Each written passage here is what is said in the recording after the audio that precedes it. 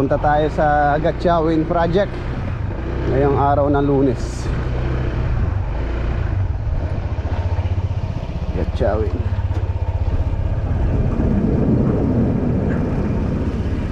And mag-start na po kami nga doon framing nung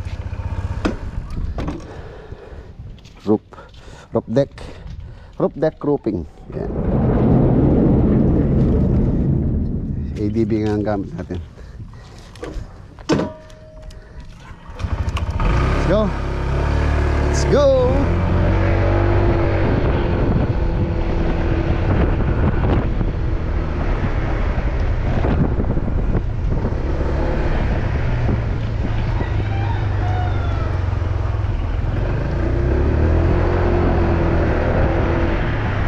Ayan. Ito yung ginagawang kalsada rito sa amin. Sa napaka-traffic. Ayan o, sira-sira. Yung isang lane pa lang po yung sisimentohan nila. Napakahaba po rito. Pagka inabutan ng traffic dito, pagka rush hour, abutin ka ng 2 oras sa paghihintay dahil nga napakabagal usad ng mga sakyan. Ayan, tulad yan. Ay, laki ng lalim ng hukay.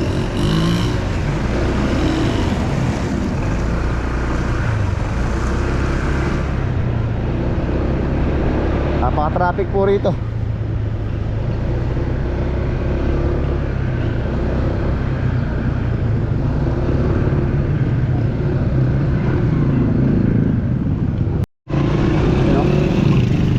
Haba.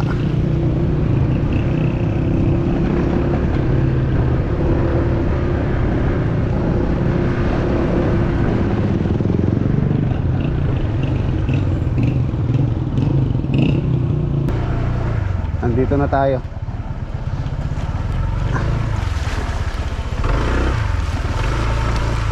Putik po yung kalsada dito papunta rito sa site. Ay, lalim. Lalim pala na. Uy. Grabe. Malalim yung mga putik.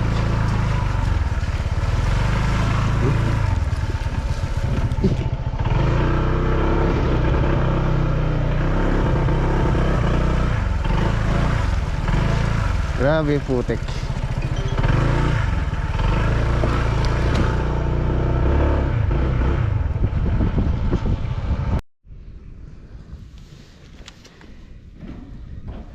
Two by 6, 2 by 2, 4 by 4, tapos si Parlins angle bar. Ayan po yung gagamitin natin sa framing niya.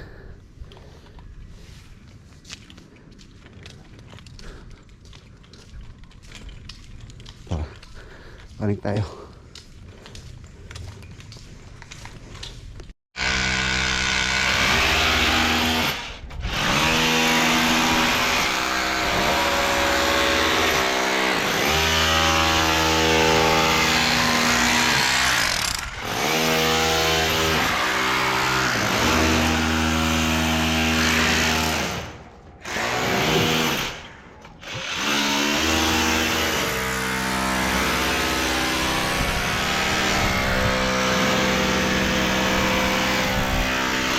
Ano po yung mga poste. Ito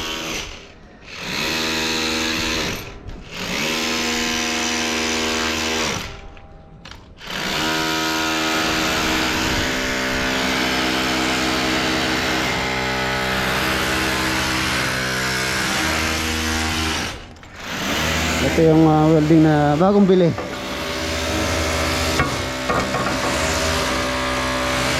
Yung po si mga welding natin iba nakagamit.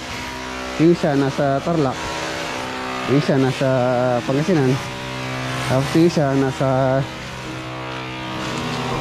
Simon. Ayan.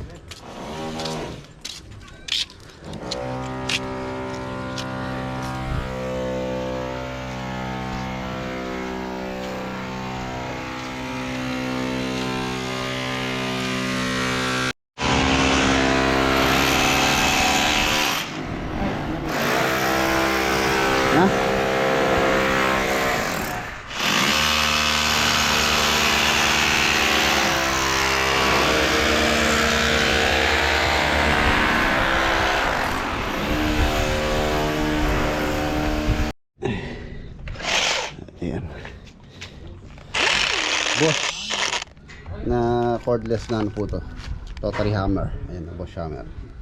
Ayan, by Bosch. Po yung ating ginagamit sa pag-chipping din na power tools.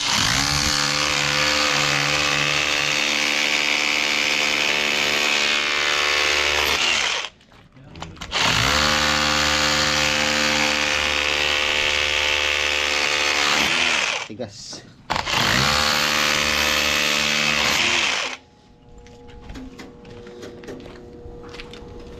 Tinatanggal na ito tapos silinisin na. Tapos routing.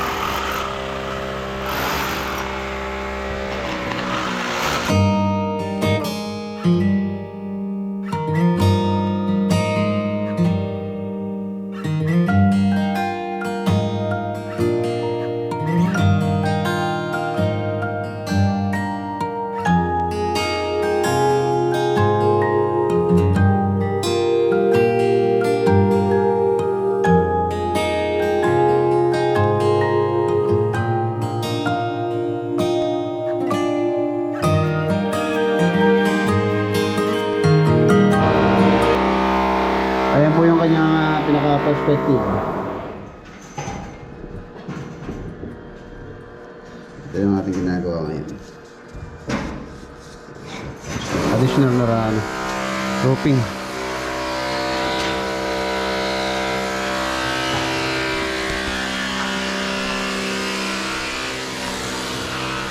Tapos pagka na to, bubuhusan po ng semento yan para maratag. 4x4 na 2.0.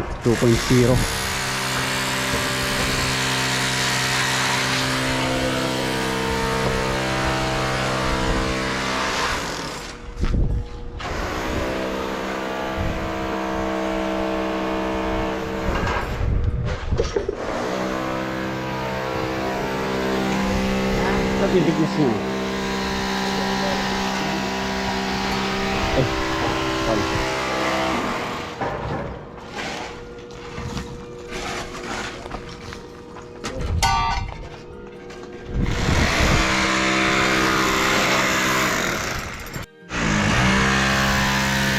Tapos dadagdagan pa natin ng bakal to para kapit na kapit.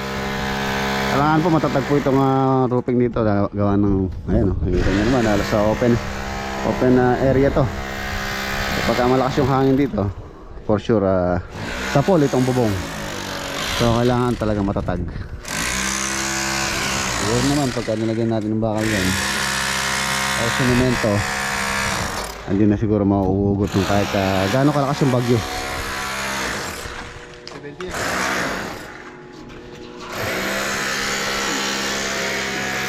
Yan bukas papapinturahan ko yung mga ibang bakal. Tapos to pinturahan po namin ng epoxy primer para tumagal din yung bakal.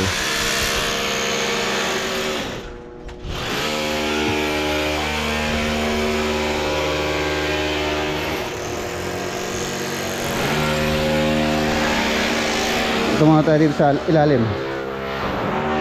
Silipin natin yung mga na-damage ng leak.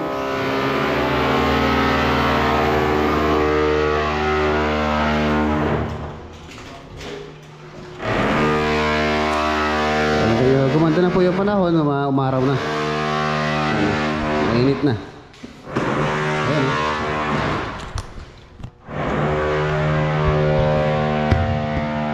Gumanda na po yan. Pagkita yung sa camera.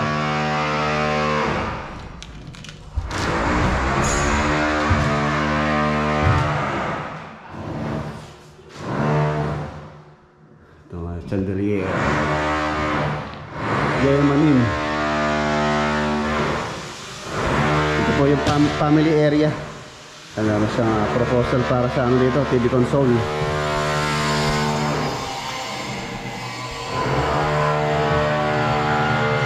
Yung ano niya, yung kanyang pintuan, tulad ng sabi ko, 2.4. Dito ano siya, may parket.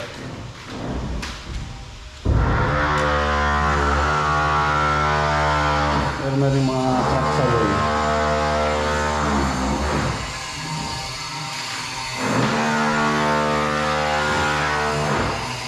Lang naman na hairline lang, hindi naman po affected yung structure niyan. Halos sa ano lang to, sa palitada, plastering. Huwag lang pong malaking crack na tagusan.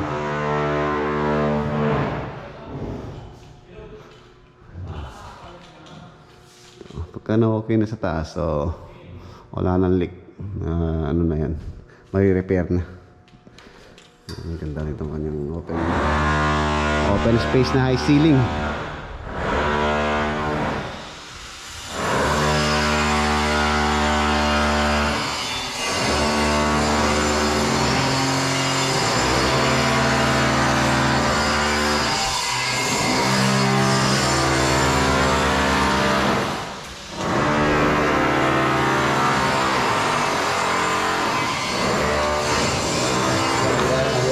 Dito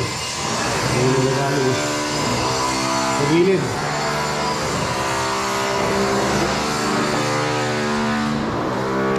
Ang gagamitin mo namin waterproofing pala dun sa taas, sa ano, cementatious waterproofing. Total magkakabubong naman po yun, para lang sure na wala na siyang magiging leak. Kaya ang ganda nitong location ng kanyang dining area, sentro sa bundok Mount Arayat. Tapos meron siyang dyan, ang veranda dito sa terrace. Ayan, nakalaki yata ito. Ayan. Sarap ng hangin. Ang ganda. Tapos pagka ganitong oras, presko na pala rito.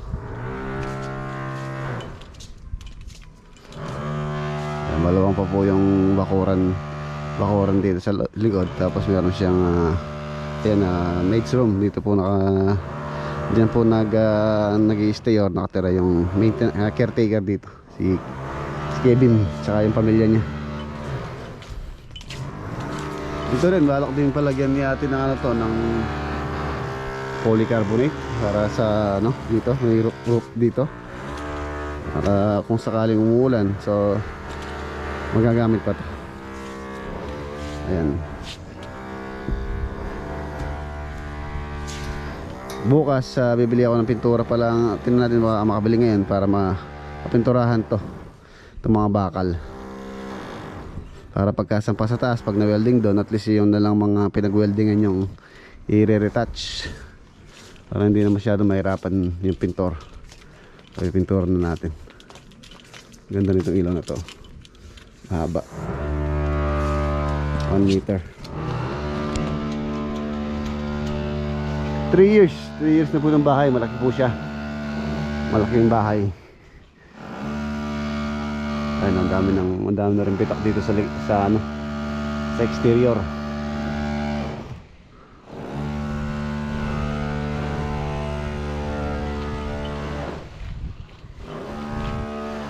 Tapos ito yung kanyang pinaka dirty kitchen, ay laundry area. Tapos ito yung dirty kitchen niya.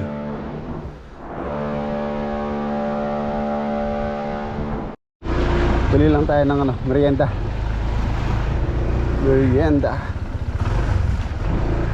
Ay, lahat ng mga hukay. Ay,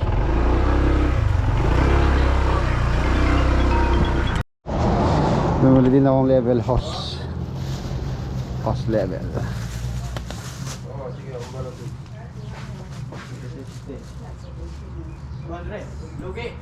Okay, tara. Nakabili na rin ako ng merienda.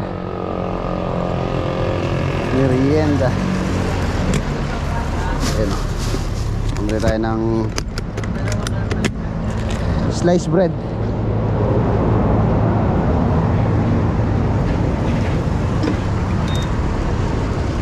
Let's go.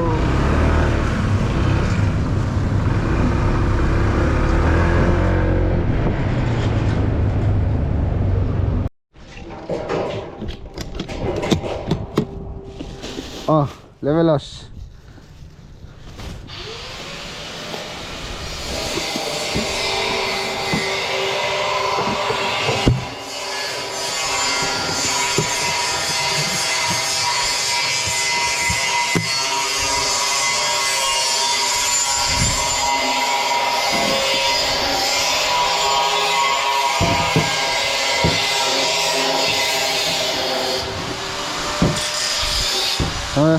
Tumatang ka rin. Breakfast nook. Yun, natin yung ilaw. Yun. Ganda oh. Ayan. Tapos yung cove niya. Ayan, iba po yung estilo ng paggawa nung gumawa dito, yung contractor. Kami kasi hindi ganyan nung paggawa namin ng cove. Meron pa siyang siding.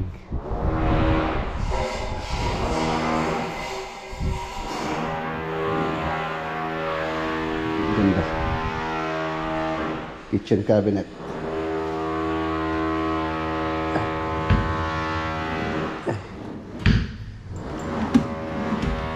Hindi siya hindi so close. Ay! Nalaglag. Tanggal yung tanggal po yung kanyang bisagra. Ayusin na lang to. Rains hood. Hamden. O syempre Hamden din to. Ito kanyang cooktop 90 cm. Tapos 90 rin yung kanyang rains hood.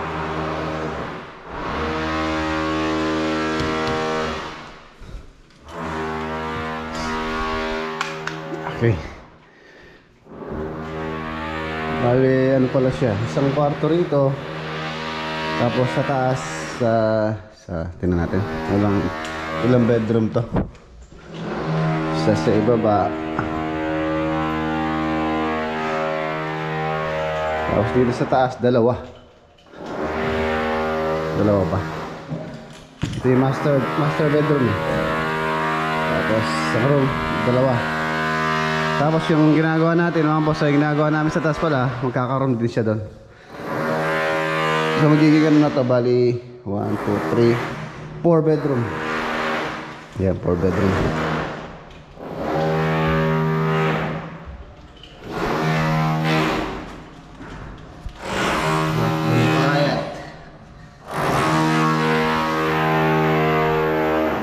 Alam pagka medyo may edad na, mahirap na umakyat po rito sa rooftop. Ayan.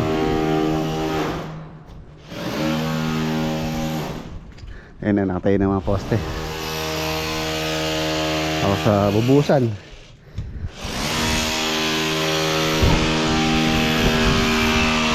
Presko.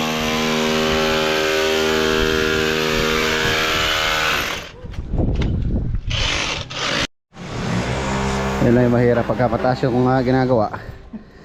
Yung pag-howling ng materials. Yan, galing ground floor to third floor. Hindi bigat yan.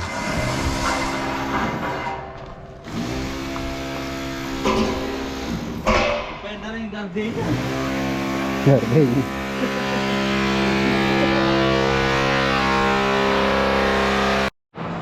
Alis na tayo para makabili din ako ng pintura dun sa mga bakal. Epoxy primer.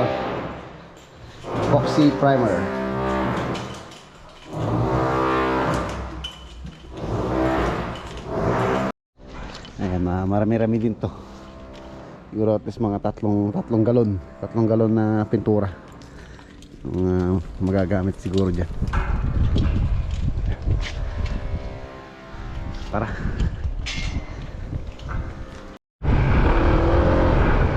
Andito na po tayo. Okay na yung ating nilakad. Nakabili na tayo ng pintura.